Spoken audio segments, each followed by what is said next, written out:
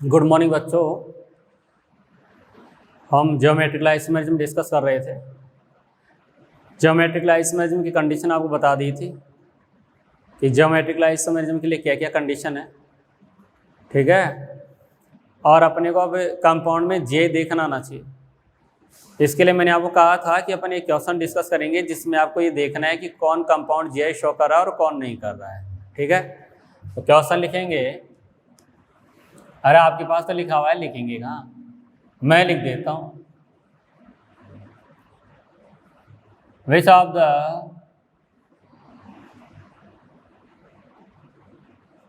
following compounds show GI? Yes, GI means geometrical isomerism, ठीक है। Yes, आगे चलते हैं। इसमें मैं आपको फर्स्ट बताता हूँ कि आपके पास CH3, यस, ये एग्जाम्पल पहले आ चुका है। क्या ये कंपाउंड GI शो करेगा? तो आप क्या बोलेंगे? Yes sir. या पहले एक बार लिख दूं, एक बार लिख देंगे कि आप हाथ माथ देखते ही जाओ ना कि किस में GI है और किस में नहीं है, ठीक है।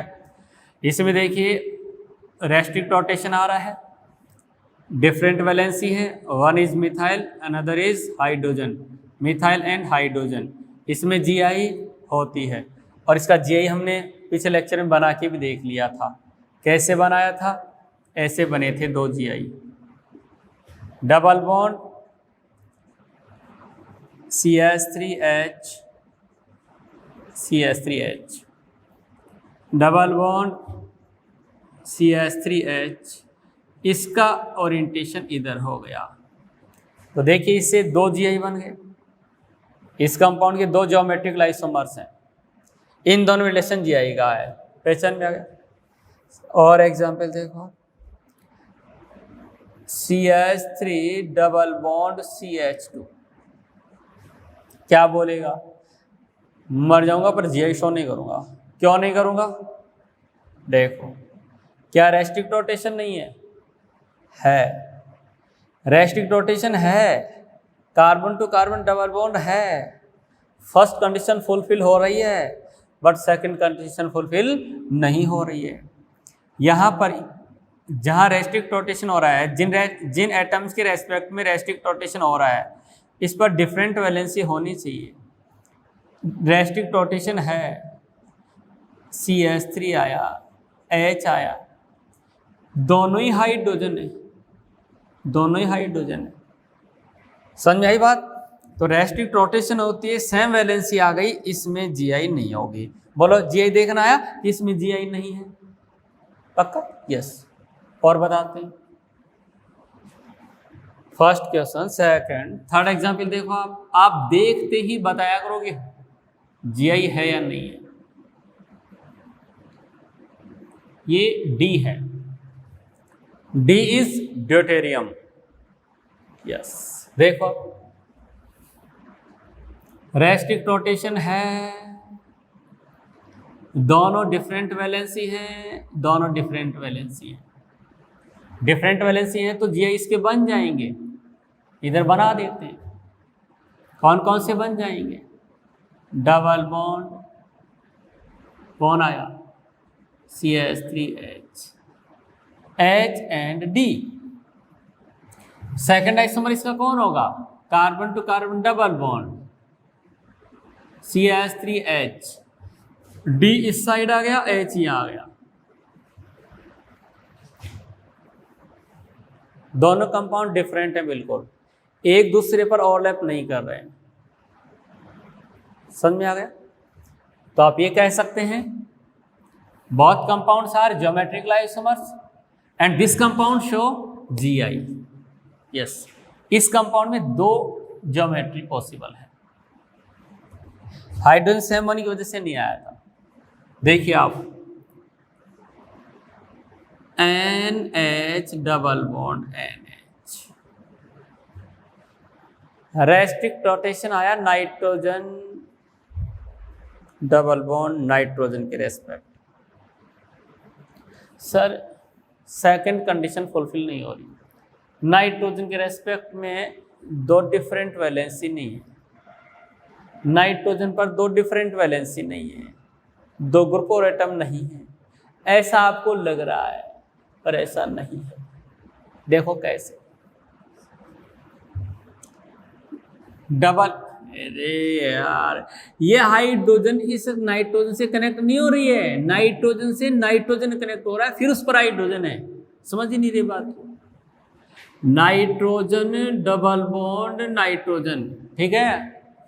अब देखो नाइट्रोजन के वैलेंस शेल में इलेक्ट्रॉन कितना होता है 5, दो ने बॉन्ड बना लिया, कितने रह गए 3 इलेक्ट्रॉन्स, 3 इलेक्ट्रॉन्स 1 2 3। हाइड्रोजन कितना बॉन्ड बनाएगा भैया यहाँ पर 1, हाइड्रोजन इज मोनोवैलेंट, ये लोन पेयर रह गया साहब। इस नाइट्रोजन की भी कहानी ऐसी है, ये हाइड्रोजन ये लोन पेयर, बात समझा। अब आप देखो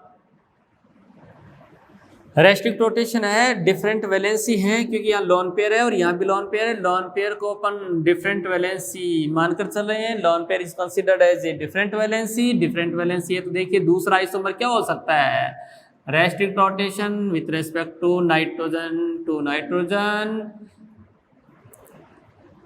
one is lone pair hydrogen. Lone pair की डायरेक्शन चेंज हो गई। अब लोन पेयर की डिस्टेंस देखो, रिलेटिव डिस्टेंस क्या हो रही है, चेंज हो रही है। Hydrogen to hydrogen relative distance यहाँ x है, यहाँ मोर देन x है। समझ में नहीं आ रहा तो आप तो मुझे ये बताओ ये कंपाउंड GI शो करेगा कि नहीं करेगा, ये बताओ आप तो। अब आप ये भी नहीं कह सकते नहीं करेगा, और करेगा तो समझ में नहीं आ रहा होगा ना। ये GI शो करेगा, ये ज्योमेट्रिक आइसोमर होगा इसके, ठीक है। और देखो आप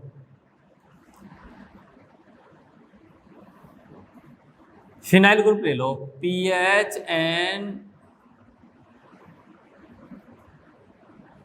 ऐसा सेम वैरायटी है, GI शो करेगा, रेस्ट्रिक्ट रोटेशन है, एक पीएच है दूसरा लोन पेयर है, एक पीएच है दूसरा लोन पेयर है, डिफरेंट वैलेंसी हो गई है, सेम टाइप से हो जाएगा यहाँ पीएच पीएच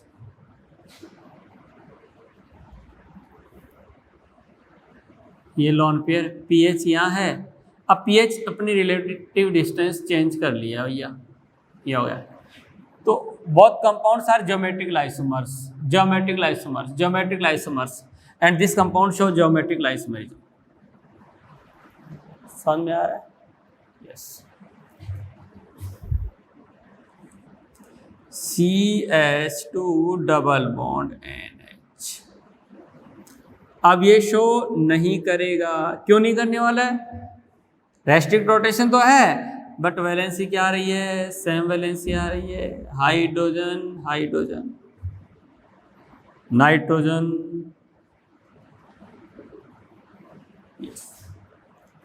अब मैं आपको बताता हूं कि सेम वैलेंसी आने से क्या होता है। सेम वैलेंसी आने से देखो आप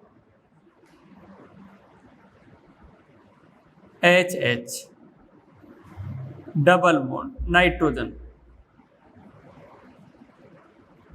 इलॉन पे देखो रेस्ट्रिक्ट रोटेशन है और वहां पर सेम वैलेंसी आती से क्या होता है, ये मॉलिक्यूल ऐसा है, जब मॉलिक्यूल ऐसा प्लेनर है तो इस मॉलिक्यूल को मैं कैसे भी रोटेट करवा सकता हूँ, मतलब ऐसे मैं रोटेट करवा सकता हूँ, ऐसे नहीं पर कि हाफ को कांस्टेंट रख के हाफ को रोटेट कराओ, नहीं। रेस्ट्रिक्ट रोटेशन है तो आप पूरे मॉलिक्यूल को घुमा सकते हो आप ऐसे, फिर कोई दिक्कत नहीं। जब ये मॉलिक्यूल ऐसा है, यहाँ हाइड्रोजन यहाँ लोन पेयर और यहाँ H, मुझे देखना है कि ये वाला उस पर ओवरलैप होता है क्या।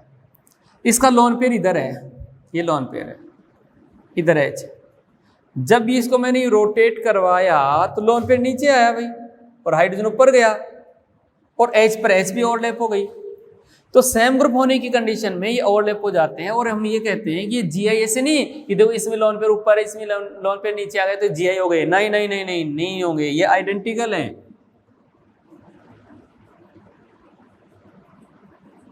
एक ही कंपाउंड है जिसको दो जगह लिख दिया है, एक ही कंपाउंड है जिसको दो जगह लिखा है। समझ में आई बात?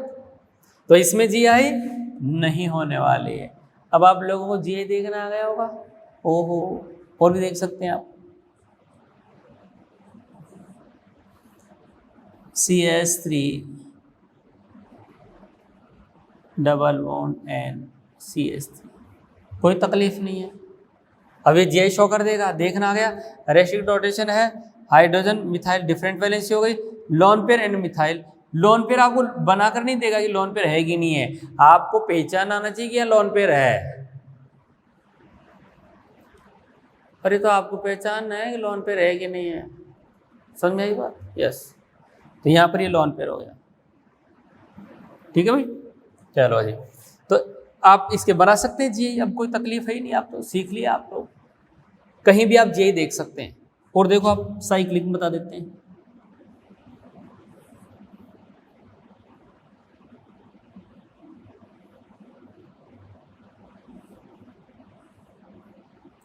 ये Cl ले लिया, ये Cl ले लिया, पूछा इसमें जीआई है क्या? तो आपको देखो पहले तो रेस्ट्रिक्ट रोटेशन नजर आ रहा है क्या? बिल्कुल, ये रिंग है, इसमें रेस्ट्रिक्ट रोटेशन है। अभी देखो डिफरेंट वैलेंसी है क्या? यहां पर इस रिंग के जो कार्बन है उसके अलावा दोनों हाइड्रोजन है, डिफरेंट वैलेंसी नहीं है। यहां एक हाइड्रोजन है, एक क्लोरीन है, एक हाइड्रोजन एक क्लोरीन है, मतलब इसमें जीआई होगी। कैसे जीआई होगी? इसके दो आइसोमर बनेंगे। ये रिंग है, रिंग के रेस्पेक्ट में ये कार्बन, ये कार्बन, यहाँ कार्बन, इस पर टेट्रावेलेंट है, Cl यहाँ हो, इसका भी Cl यहाँ हो।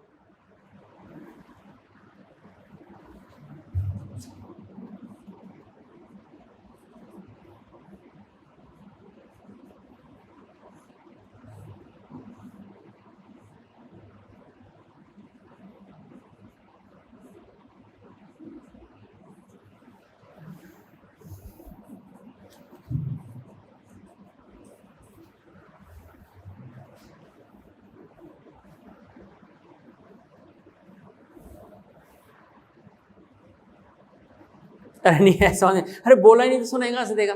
एक कार्बन ही है, एक कार्बन ही है, ठीक है। और यह कार्बन, ये रिंग बन गई, इसके ऊपर क्लोरीन। ऐसे अब ये क्लोरीन ऐसे नहीं हो सकती प्लेन में। अरे sp3 कार्बन है, sp3 कार्बन है तो भैया sp3 कार्बन तो टेट्रावेलेंट है, तो टेट्रावेलेंट है तो प्लेन नहीं बनेगा ना मॉलिक्यूल। यहाँ पर ये Cl यहाँ गया, H यहाँ आया, ये Cl इसका भी यहाँ गया और H यहाँ आया, दोनों Cl अपवर्ड ऊपर गया और ये दोनों कौन? क्लोरीन। एक कंपाउंड बन गया, इसको कहता हूँ फर्स्ट कंपाउंड।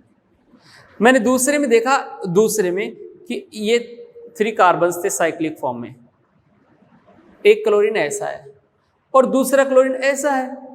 क्या ये कंपाउंड उसका आइडेंटिकल होगा? नहीं, इसको कैसे भी रोटेट कर लो इसके ऊपर ओवरलैप नहीं होगा। तो इनमें क्या रिलेशन है? ज्योमेट्रिक आइसोमर का, relative distance x more than x, relative distance change हो रही है, तो इसमें जीआई है। कहानी ये है कि आपको जीआई देखना आना चाहिए। अब बच्चों बात करते हैं ज्योमेट्रिक आइसोमरिज्म में क्वेश्चंस की। क्वेश्चन की बात करें तो डेफिनेशन को लेकर क्वेश्चन नहीं आता है कि what is the geometric isomer. No,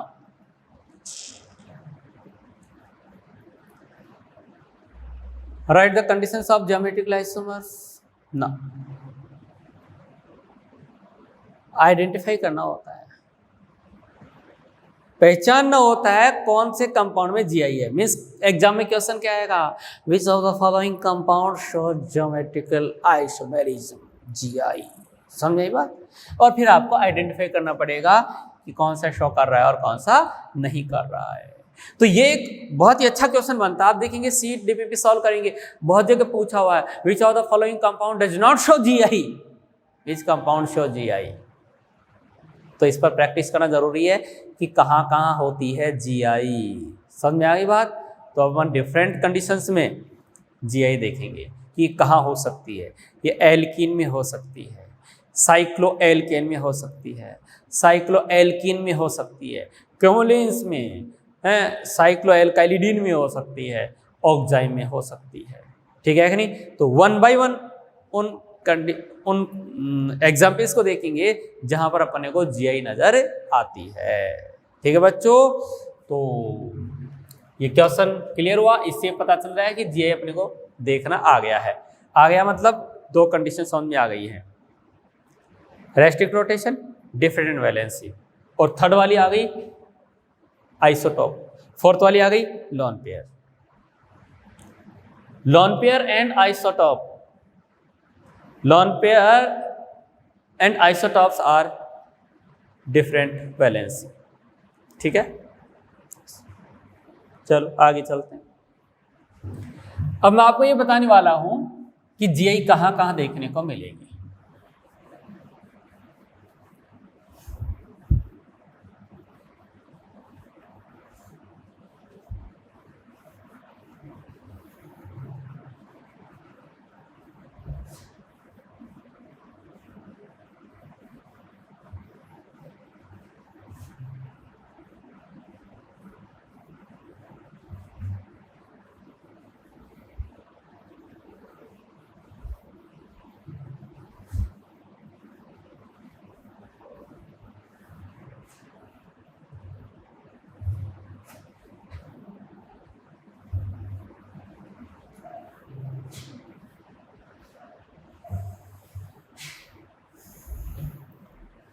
आपको क्या देखना है बच्चों? जीआई कहां कहां मिलेगी। ठीक है नहीं? जीआई इन एल्कीन्स, इसके बारे में तो आप बहुत अच्छे से समझ चुके हैं। ठीक है, जीआई इन एल्कीन, देखो CH2 डबल बॉन्ड CH2, इसमें रेस्ट्रिक्ट रोटेशन है पर वैलेंसी डिफरेंट नहीं है, जीआई नहीं होगी। देखना आ रहा है? CH3CH double bond CH2, restrict rotation है पर डिफरेंट वैलेंसी नहीं है, देखना आ गया जीआई नहीं है। एल्कीन में जीआई देखना आ गया, CH3 double bond CH3, yes. Restrict rotation है एल्कीन में, डिफरेंट वैलेंसी है, डिफरेंट वैलेंसी है, जीआई होती है, yes. CH3CH double bond CH double bond CH2, restrict rotation है, डिफरेंट वैलेंसी नहीं है, तो जीआई नहीं होगी। ऐसा अपने को लगता है पर जीआई होगी। यहां से जीआई होगी, यहां जीआई होगी, यहां जीआई नहीं है। तो सर मतलब एक जगह तो जीआई है और एक जगह जीआई नहीं है, मतलब जीआई नहीं, जीआई नहीं है, जीआई नहीं है, ऐसा नहीं। कहीं भी आपको कंपाउंड में कहीं भी किसी भी जगह आपको जीआई नजर आ रही है तो ये कहेंगे कि पूरा मॉलिक्यूल ज्योमेट्रिकल आइसोमरिज्म शो कर रहा है। बात समझ आ गई? तो इसमें जीआई है, yes. This compound show geometrical isomerism. देखिए आप कैसे, डबल बॉन्ड CH3, क्या गया H, क्या गया H, इधर क्या गया CH double bond CH2, yes. First isomer, second isomer में क्या होगा? पूरा ग्रुप चेंज हो जाएगा, H यहां जाएगा, ये वहां चला जाएगा। बना के बताऊं, लो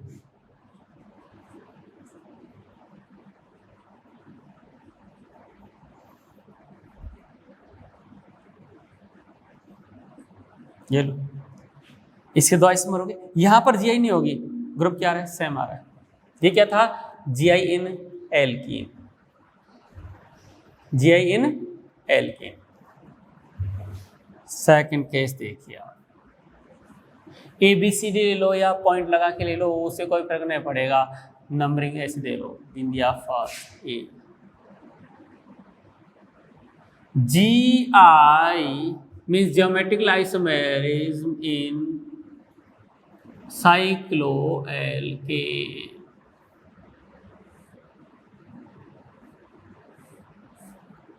देखो बच्चों, साइक्लिक एल्केन है, साइक्लोएल्केन। साइक्लोएल्केन में क्या होता है? यूं होता है, ये साइक्लोएल्केन, ये साइक्लोएल्केन, ठीक है, ये साइक्लोएल्केन, ये सब साइक्लोएल्केन। पास में साइक्लोएल्केन में रेस्ट्रिक्ट रोटेशन होता है, तो आप जीआई शो कर सकते हैं। फर्स्ट कंडीशन फुलफिल हो रही है। अब साइक्लोएल्केन जीआई कब शो करेंगे? जब कोई भी दो एटम, रिंग के कोई भी दो एटम डिफरेंट वैलेंसी रख रहे हो। जैसे यहां Br, यहां H, यहां Cl और यहां H। यस, इसमें जीआई हो जाएगी। अब तो साइक्लोएल्केन में जीआई हो सकती है। कोई भी दो सेंटर पर डिफरेंट वैलेंसी होनी चाहिए, ये डिफरेंट वैलेंसी होनी चाहिए। हाँ, ये और ये सेम हो सकता है, ये लॉजिक समझ में आई बात? तो इस कंपाउंड को ऐसे दिया होगा और पूछेगा क्या ये कंपाउंड जीआई शो कर रहा है? ऐसे यहां Cl और यहां Cl, पूछेगा कि ये कंपाउंड जीआई शो कर रहा है, तो आप क्या बोलेंगे? Yes, this compound show geometrical isomerism. दो आइसोमर होंगे, दोनों Cl सेम साइड, दोनों Cl अपोजिट साइड। यहां देखिए आप, यहां CH3, यहां CH3, yes, this compound show geometrical isomerism. Restrict rotation है, इस सेंटर पर H है, मिथाइल है, दो डिफरेंट वैलेंसी हो गई। इस पर H है, CH3, डिफरेंट वैलेंसी हो गई। बच्चे देखते हैं सर यहां तो हो गया, क्या यहां होगी? यहां जीआई है, बिल्कुल है, बिल्कुल इसमें जीआई होगी। बना के बताता हूं कैसे।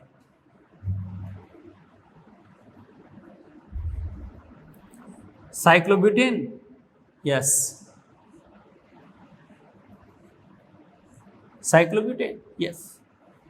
इस कार्बन पर देखो आप, 1 methyl, another hydrogen, methyl hydrogen. Ring है, 4 कार्बन की रिंग है, दोनों मिथाइल सेम साइड हो रहे हैं। सेकंड आइसोटोप में देखो इसका, मिथाइल इसमें यूं था। ये थोड़ी ना कहता है कि दोनों मिथाइल ऊपर ही होंगे रिंग से, ये दोनों मिथाइल नीचे होंगे, ऐसा कुछ कह नहीं रहा है। आप कुछ भी मान सकते हैं, दोनों मिथाइल को रिंग से ऊपर मान लिया। सर दोनों मिथाइल को रिंग के नीचे मान ले तो ऐसे, ये भी तो इसका जीआई हो जाएगा ना, ऐसे नहीं। आप इस रिंग को यूं लेकर 180 से रोटेट कर देंगे, इसके ऊपर ओवरलैप हो जाएगा। और इस रिंग को 180 से रोटेट कर देंगे तो ये ऐसे हो जाएगा। नहीं ये बात सुन, यानी रिंग को आप रोटेट करके इस पर ओवरलैप कर सकते हैं, इसलिए ये आइसोमर नहीं है, ये आइडेंटिकल है। समझ में आ रही बात? रिलेटिव डिस्टेंस कहाँ चेंज हो रही है? CS से CS3 में उतनी डिस्टेंस है जितनी यहाँ पर है। रिलेटिव डिस्टेंस चेंज नहीं हो रही है, या जितनी डिस्टेंस है HH में उतनी HH में यह डिस्टेंस है। भाई रिलेटिव डिस्टेंस कहाँ चेंज हो रही है? दोनों आइडेंटिकल हुआ, बट मैंने यूं लिख दिया CH3H। अब रिलेटिव डिस्टेंस चेंज हो रही है, इस कंपाउंड के 2 जीआई हो गए। तो ये जरूरी नहीं कि पास पास में मिथाइल हो, ऐसा कुछ भी नहीं है। रिंग होनी चाहिए, रिंग के कोई भी 2 एटम ऐसे होने चाहिए, रिंग के कोई भी 2 एटम ऐसे होने चाहिए जिस पर 2 डिफरेंट वैलेंसी हो। ठीक है, डिफरेंट वैलेंसी होनी चाहिए। इसमें देखो आप, Cl Cl, Br Br, CH3H, है ना, Cl और ये Cl। ठीक है। तो अब आप देखो इसमें देखो रिंग है, रेस्ट्रिक्ट रोटेशन है, ठीक है, रेस्ट्रिक्ट रोटेशन है। और इसमें देखिए आप, ये जो दोनों वैलेंसी आ रही है वो क्या आ रही है, बिल्कुल आइडेंटिकल सेम वैलेंसी आ रही है, ये वैलेंसी सेम आ रही है। वैलेंसी सेम होने की वजह से ये कंपाउंड GI शो नहीं करेगा। ऐसे नहीं देखना है कि ये कार्बन क्लोरीन रख रहा है, ये वाला ब्रोमीन रख रहा है तो डिफरेंट वैलेंसी हो गई साहब, नहीं। एक सेंटर पर दोनों वैलेंसी डिफरेंट होनी चाहिए, दूसरी सेंटर पर भी दोनों वैलेंसी डिफरेंट होनी चाहिए, ठीक है। तो इस तरीके से अपने को ये देखना है। इसमें देखिए आप, ये वैलेंसी क्या आ रही है, ये वैलेंसी क्या आ रही है, डिफरेंट आ रही है, ये वैलेंसी क्या आ रही है, सेम आ रही है।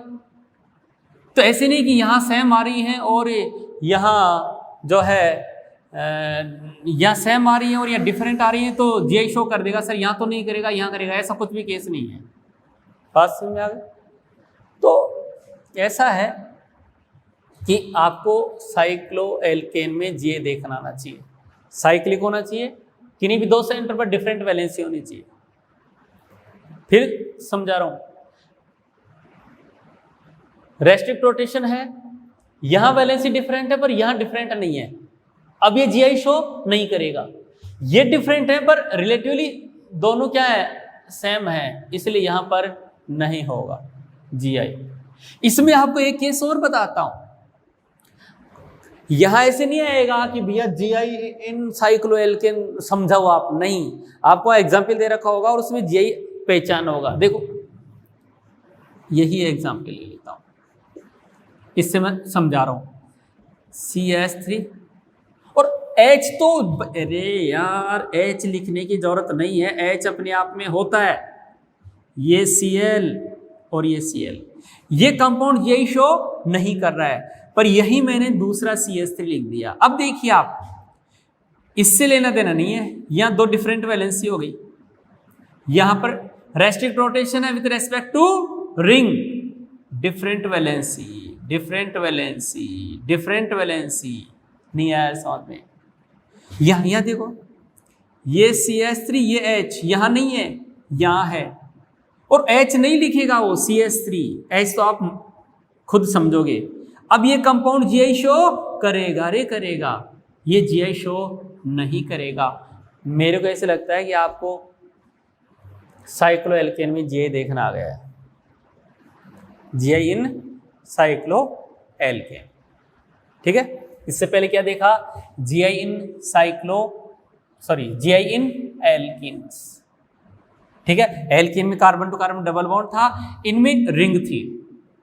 अब इन दोनों का कॉम्बो लेते हैं, रिंग भी है और डबल बॉन्ड भी है, ठीक है कि नहीं। तो थर्ड केस लेते हैं हम लोग, GI इन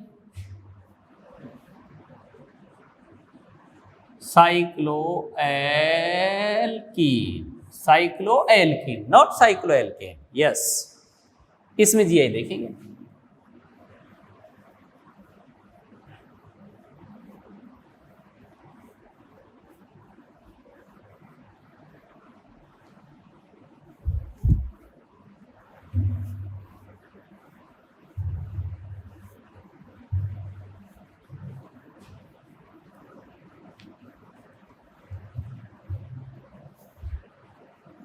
बच्चों साइक्लोएल्कीन पहचान होना चाहिए, रिंग होगी और कहीं न कहीं डबल बॉन्ड होगा। और ये जो पढ़ रहे हैं उससे आपको केवल ये पहचानना है, ये आइडेंटिफाई करना है कि भैया कौन सा कंपाउंड GI शो कर रहा है, ये आपको आइडेंटिफाई करना आना चाहिए, ठीक है, यस। साइक्लोएल्कीन,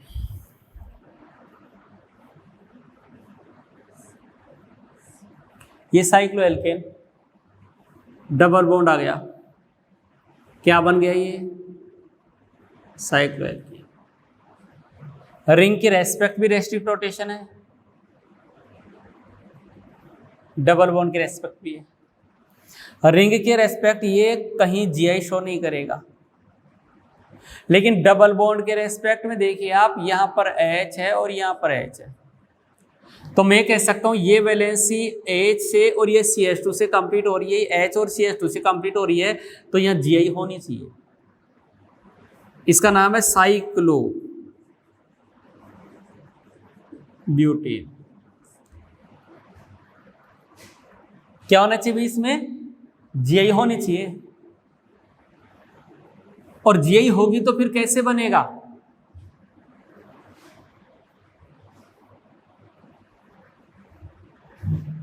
ध्यान देना भैया, समझने की कोशिश करना। Double bond CH2 ring, hydrogen hydrogen, जब जीआई शो करेगा दोनों H सेम साइड है, अब H अपोजिट जाना चाहिए। ठीक है, H क्या जाना चाहिए? अपोजिट जाना चाहिए। और अपोजिट कैसे जाना चाहिए? देखो आप, ये तो डबल बॉन्ड ही है। ठीक है, देखो एक H यूं है, ठीक है, एक H यूं है, तो ये वाली H इस डायरेक्शन में आएगी तब बनेगा। अब यहां कौन आ रहा है? यहां CH2। अब ये वाला CH2 इधर आना चाहिए, यूं आना चाहिए, और ये दोनों कार्बन, देखिए ये CH2, ये CH2, और ये CH2, ये CH2, और ये कनेक्ट होना चाहिए ऐसे। समझ रहे मेरी बात? तब जीआई मानी जाती है। अब देखना है कि क्या ये एग्जिस्ट करता है, क्या ये पॉसिबल है क्या? तो देखो जी, H CH2 कार्बन, ये H और ये H हो गया। ये दूसरे आइसोमर में क्या हुआ है कि यहां H ही है, इसका H इधर आ गया, ये H हो गए, और यहां CH2 है और यहां CH2 है। ये बिल्कुल हाइपोथेटिकल है, बिल्कुल एग्जिस्ट नहीं कर सकता। क्यों? क्योंकि यहां पर 4 इलेक्ट्रॉन्स यहाँ हैं, और यहां CH2 और यहां CH2, और वही यहां यही वो इलेक्ट्रॉन शेयरिंग करके और यही बॉन्ड बनाए, जो कि पॉसिबल नहीं है। क्यों? क्योंकि यहाँ इलेक्ट्रॉन रिपल्सन खतरनाक हो गया है, ये रिंग एग्जिस्ट नहीं कर पाएगी, यानी इस बॉन्ड का फॉर्मेशन हो ही नहीं सकता। ये H ये आ गया, दूसरा H ऐसे आ गया, यहाँ CH2 और यहाँ CH2, और ये कनेक्ट हो रहे हैं ये से, तो ये एग्जिस्ट नहीं कर सकता, ऑलरेडी यहाँ पर इलेक्ट्रॉन है। तो कहानी ये है कि ये साइक्लोब्यूटीन जो है, नो जीआई, इसमें जीआई नहीं होती है और ये एग्जिस्ट नहीं करता है, डज नॉट एग्जिस्ट। ठीक है, ये नहीं बन पाएगा। तो ये कह सकते हैं साइक्लोब्यूटीन में जीआई नहीं है, cyclobutene can not show geometrical isomerism. ठीक है, cyclobutene can not show geometrical isomerism. ऐसा ही केस तब होता है अगर आपने एक कार्बन और इंक्रीज किया इस रिंग में, तो भी रिपल्सन उतना ही है, तो भी जीआई नहीं होगी। आप इन कार्बन को इंक्रीज करते करते 4 से 5 किया, 6 किया, रिंग में 6 कार्बन लिया, रिंग में 7 कार्बन लिया, transform does not exist, transform नहीं बनता है। पर रिंग में आपने मोर देन 7 कार्बन लिए हैं, मीन्स 8 और मोर देन 8 कार्बन हैं, तो फिर कहानी अलग हो जाती है। देखो कैसे,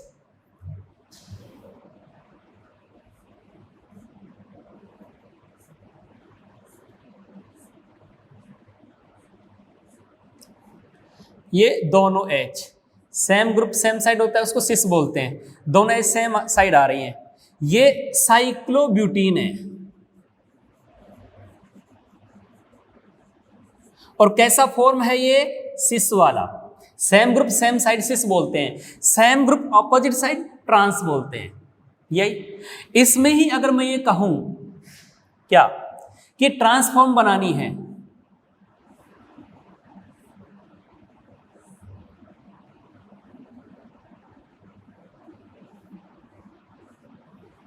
कितने कार्बन हो रहे हैं? देखो 1 2 3 4 5 6 7 8, और ये इससे कनेक्ट हो रहे हैं। बात समझ में आ गई। और यहां देखिए ये जब इस टाइप से होता है और यहां पर डबल बॉन्ड होता है, ठीक है, इसकी एक एच यूं है, दूसरे वाली एच यूं है, दोनों एच सेम साइड आ रही हैं, ये सिस फॉर्म बनता है, सेम ग्रुप सेम साइड सिस बन गया। सेम ग्रुप ऑपोजिट साइड आ रहा है, ये एच यू है तो ये एच यू है, इसको क्या बोलेंगे, ट्रांस। ये हो गया trans, trans cyclo sorry octane,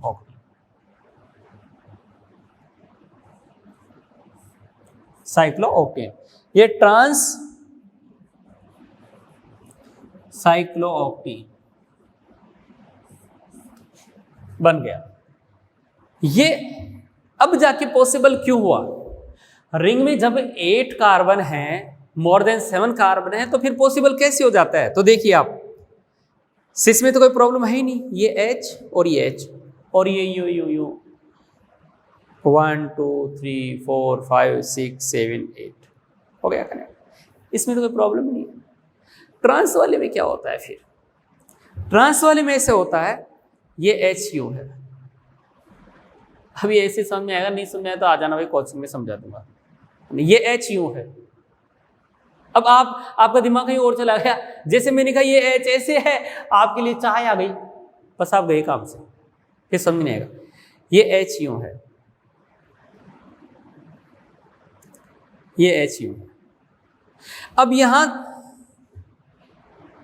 2 carbon आ गए, साइक्लोऑक्टेन में कितने कार्बन रह गए भाई? 6 रह गए, 1 2 3 4 5 6, यानी ये जो अब बन रहा है वो इस टाइप से बन रहा है, ये इलेक्ट्रॉन अब दूर हो गई इन इलेक्ट्रॉन से, तो यहां पर रिपल्सन नहीं हो पाया और ये रिंग एग्जिस्ट कर गई ट्रांसफॉर्म में। तो ऐसा पॉसिबल तभी होता है कि जब रिंग में कितने कार्बन हो, कम से कम 8 कार्बन हो। तो आपको ये ध्यान रखना है कि साइक्लोएल्कीन डबल बॉन्ड के रेस्पेक्ट में जीआई तभी शो करेंगी जब एटलीस्ट 8 कार्बन हो, 8 और मोर देन 8 कार्बन हो, उस कंडीशन में डबल बॉन्ड के रेस्पेक्ट में जीआई होगी। कहानी समझ में आ गई होगी? यस। और देखते हैं, तो जीआई शो करने के लिए साइक्लोएल्केन में डबल बॉन्ड के रेस्पेक्ट जीआई शो करने के लिए एटलीस्ट कितना कार्बन होना चाहिए?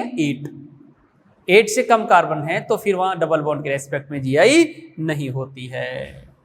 देखो आप,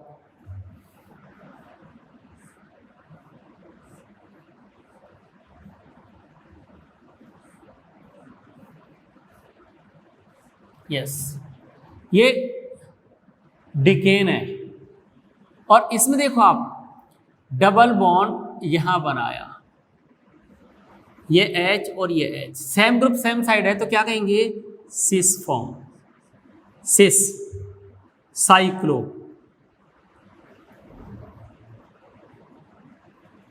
देखिए, ठीक, इसका आप ट्रांसफॉर्म बनाओगे, इसका दूसरा ज्योमेट्रिकल आइसोमर बनाओगे, तो आप ऐसे बनाओगे भाई, यस, यहां बना सकते हैं, यहां बनाओ, कोई भी एक पोजीशन ले सकते हैं जिसमें H ऑपोजिट जाएगा, ये यूं आएगा तो ये यूं आएगा, ये ट्रांसफॉर्म हो गया, ट्रांस साइक्लो डेकीन, इस तरीके से होता है। तो डबल बॉन्ड के रेस्पेक्ट में जीआई होने के लिए एटलीस्ट कितना कार्बन चाहिए अपने को? 7।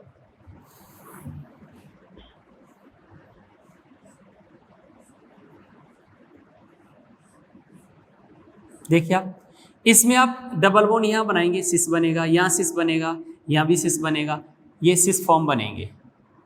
ये जो है ना, इनके रेस्पेक्ट में डबल बॉन्ड लगाओगे तो ट्रांस बनेगा। जैसे यहां क्या बन गया? सिस कैसे?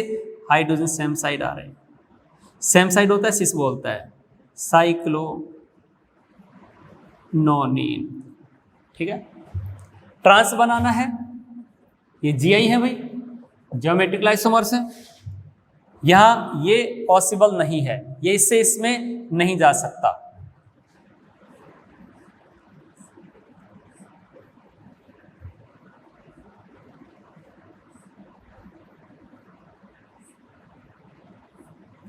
ये साइक्लोनोनियन है, नोनिन बनाना है, ट्रांस बनाना है, यहाँ डबल बॉन्ड लगाओ, यहाँ लगाओ, कहीं भी लगा के देखो, आप प्रैक्टिस करके देखो, आप H ऑपोजिट जाना चाहिए, ये हो जा रहा है तो ये H यू आना चाहिए, तो ये जाएगा ट्रांस साइक्लो नोनिन। ठीक है, तो इस टाइप से अपने पास साइक्लोएल्कीन में जीआई क्लियर हुआ है। आया कुछ समझ में? नहीं। अब एक क्वेश्चन और ले लेते हैं और फिर आपको और बताते हैं। ठीक है, यस। क्वेश्चन ये है भाई, एग्जाम में तभी यही सीख रहे हैं ना, which of the following compound show geometrical isomerism.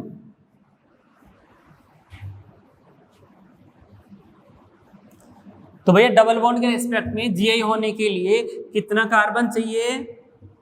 कितना कार्बन चाहिए? एटलीस्ट 7 कार्बन चाहिए। ठीक है, यस। सिंपल देखो आपको, मैं आपसे वही पूछ रहा हूं,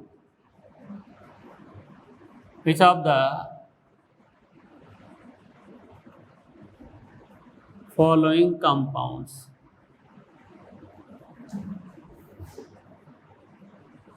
शो जीआई। ठीक है, पहले कंपाउंड देखो आप,